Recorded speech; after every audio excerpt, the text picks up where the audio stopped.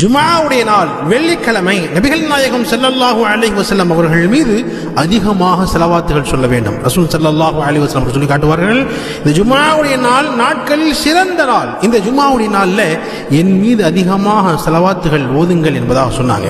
அதற்கு பிறகு சொன்னார்கள், இந்த ஜும்ஆவுடைய நாள் நீங்கள் ஓதக்கூடிய ஸலவாத்துகளை மலக்குமார்கள் என்னிடத்தில் எடுத்து காட்டுகிறார்கள் என்பதாக சொன்னாங்க. அதாவது இந்த முஹல்லாவிலிருந்து, இந்த ஊரிலிருந்து, இந்த வீட்டிலிருந்து இன்னார் ஜும்ஆவுடைய இந்த நாள்ல உங்கள் மீது நாயகமே இவர் ஸலவாத்து சொல்லியிருக்கிறார் என்பதாக மலக்குமார்கள் சொல்லுவார்கள்.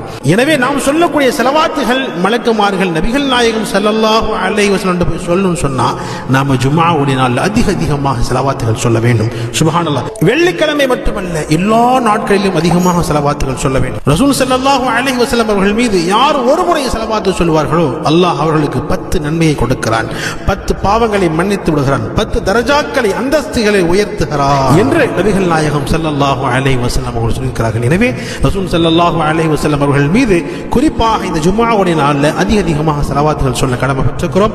அல்லாஹும்ம ஸல்லி அலா முஹம்மதின் வ அலா ஆலி முஹம்மத் கமா ஸல்லைத அலா இப்ராஹீம் வ அலா ஆலி இப்ராஹீம் இன்னக ஹமீதும் மஜீத். அல்லாஹும்ம பாரிக் அலா முஹம்மத் வ அலா ஆலி முஹம்மத் கமா பாரக்த அலா இப்ராஹீம் வ அலா ஆலி இப்ராஹீம் இன்னக ஹமீதும் மஜீத்.